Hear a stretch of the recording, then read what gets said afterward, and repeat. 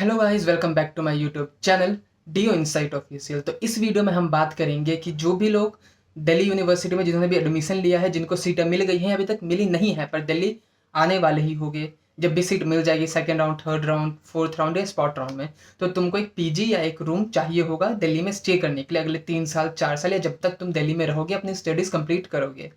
तो यही जानेंगे कि दिल्ली में कौन से पीजी सबसे अच्छे हैं, सबसे सस्ते हैं, और इनमें क्या क्या फीचर्स तुम्हें मिलते हैं, या तुम्हें एक पीजी लेना भी चाहिए या नहीं, या उसकी जगह कोई रूम रेंट पे ले लेना चाहिए।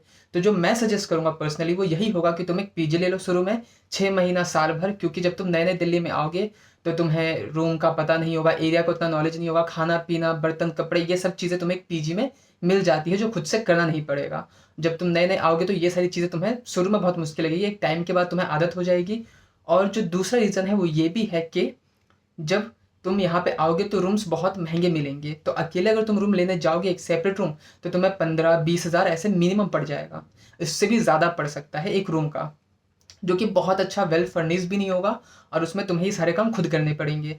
तो इसीलिए तुम आओ 6 महीना 1 साल यहाँ पे वेट करो, पीजी में रहो, अपनी स्टडीज़ करो। उसके बाद तुम्हारे जब कोई दोस्त बन जाएंगे तुम्हारे साथ, तुम्हारे कैंपस में, कॉलेज में, जो भी कैंपस तुम्हें मिला है, जो भी कॉलेज है, उसके जब दोस्त बन जाएंगे उनके साथ तुम जाके एक रूम ले लो साथ में। उससे क्या होगा कि जब तुम 2-3 लोग मिलके साथ में रहोगे तो तुम्हें रेंट भी कम पड़ेगा, और तुम उन लोगों के साथ रहोगे जो तुम्हारे दोस्त है, तो तुम्हें साथ में रहने में दिक्कत भी नहीं होगी। जो अगर तुम किसी ऐसे रैंडम इंसान के साथ रहने जाते हो तो तुम्हें प्रॉब्लम फेस करनी पड़ेंगी। तो इसलिए मैं सजेस्ट कर रहा हूँ कि पीजी ले लो। तो पीजी कितने रुपए से चालू जाते हैं? जो सबसे सस्ते पीजी आते हैं दिल्ली यूनिवर्सिटी में, वो 3,000 रुपये से भी शुरू हो जाते हैं। और अगर हम महंगे में जाते जाएँ तब तो उसकी कोई लिमिट ही नहीं है, 20,000 25,000 महंगे से महंगे पीजी तुम्हें मिल जाएंगे। तो 3,000 वाले में और सबसे महंगे वाले में क्या फ़र्क आ जाता है? तो जो 3,000 वाली पीजी है, उसमें तुम्हें एक रूम में 3 लोग रहोगे, और उसमें तुम्हें ना खाना मिलेगा ना कुछ, बस एक रूम मिल जाएगा, एक बेड मिल जाएगा, रूम भी नहीं एक बेड मिल जाएगा उस रूम में, जिस बेड पे 3 से 4 लोग रहते हैं जिस रूम में, और एक बेड पे 1 से 2 लोग रहते हैं। तो यहाँ पे तुम एक बेड पे 2 लोग रहोगे तो तुम्हें 3,000 रुपये पड़ेगा। और तुम्हें बिजली बिल अलग से देना पड़ेगा, साथ में खाने पीने की कोई सुविधा उपलब्ध नहीं कराई जाएगी। और वो जो एरिया भी होगा, एरिया भी इतना ख़राब होगा कि तुम रहना नहीं चाहोगे। बट स्टिल अगर किसी को पैसों की बहुत ज़्यादा दिक्कत है तो उस वो ये पीजी देख सकता है, वो इस पीजी के बारे में सोच सकता है। बट ये ओनली गर्ल पीजी है, तो ये केवल लड़कियां ही इस पीजी के बारे में सोच सकती हैं, लड़कों के लिए नहीं है।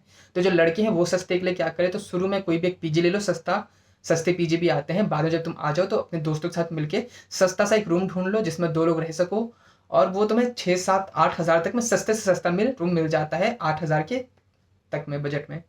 अगर तुम वेल फर्निश्ड ढूंढ रहे हो तो वो थोड़ा महंगा पड़ेगा, अगर तुम नॉर्मल एक बेसिक रूम बस रहने के लिए ढूंढ रहे हो तो वो सस्ता पड़ जाएगा।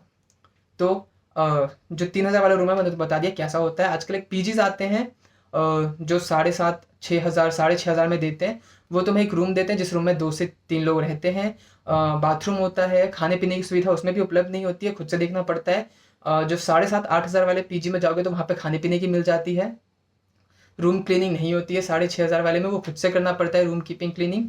बट अगर तुम महंगे वाले पीजी में जाते हो 10-15 वाले में, तो वहाँ पे तुम्हारा रूम भी क्लीनिंग होता है, वाईफाई भी मिलता है, तुम्हें साथ में 3 टाइम के मील मिलते हैं, स्नैक्स मिलते हैं, ये सब चीज़ें मिलती हैं 10-15 हज़ार वाली में। और वहीं सस्ते वाले में इनमें से कुछ नहीं मिलता है। 7 साढ़े 7 8 हज़ार वाले में तुम्हें ज़्यादा से ज़्यादा एक रूम क्लीनिंग मिल जाती है, लंच वहाँ भी नहीं मिलता है। कहीं कहीं पे तुम्हें लंच दे देंगे तो रूम नहीं, क्लीनिंग की सर्विस नहीं होगी। वो सब चीज़ें कट ऑफ होती रहती हैं अलग अलग पीजीज में, कहीं पे तुम्हें कुछ नहीं मिलेगा तो कहीं पे कुछ नहीं। वो बजट के हिसाब से कट करते हैं, पर जितने महंगे में जाओगे वहाँ पे फीचर बढ़ा देंगे। किसी में तुम्हें लिफ्ट दे देंगे, किसी में तुम्हें खाने के लिए 3 टाइम खाना, स्नैक्स सब दे देंगे। ऊपर से किसी किसी में और महंगे में जाओगे तो वहाँ तुम्हारी पसंद से ही बन जाएगा हफ्ते में 1 दिन खाना। तो ये सारी चीज़ें उनके बजट पर डिपेंड करती है। तो तुम्हें ये देखना तुम्हारा बजट कितना है, तुम्हें कौन कौन सी चीज़ें चाहिए, उसके हिसाब से तुम्हारे बजट में कौन सा पीजी बैठ रहा है और तुम्हें कौन सा लेना है। अगर तुम एक ही होम टाउन से 2 या 3 दोस्त आ रहे हो तो तुम ये कर सकते हो कि तुम अगर एक ही कैंपस में हो तो तुम एक जगह रूम ले सकते हो, वो तुम्हें सस्ता पड़ जाएगा फिर। बट एक अच्छे ब्रोकर से ढूंढ के एक अच्छा रूम देखना। अदरवाइज हो सकता है कि उसी में तुम्हें ज़्यादा ब्रोकरेज देनी पड़े, ज़्यादा रेंट देना पड़े, तुम्हें नॉलेज ना हो, पता लगे तुमने एग्रीमेंट ही बनवा लिया 10-11 महीने का, तो उसके बाद तुम लीव भी नहीं कर सकते, लीव करा तो सिक्योरिटी मनी तुम्हें वापस नहीं करेंगे।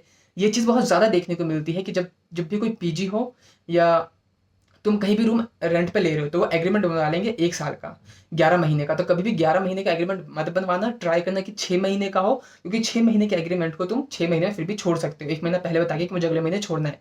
बट जहाँ पे 11 महीने का एग्रीमेंट बन जाता है, वहाँ तुम्हें पूरा 1 साल बिताना ही पड़ेगा। बीच में छोड़ तो सिक्योरिटी मनी मैक्सिमम टाइम वो कट कर देते हैं, वापस रिटर्न नहीं करते हैं।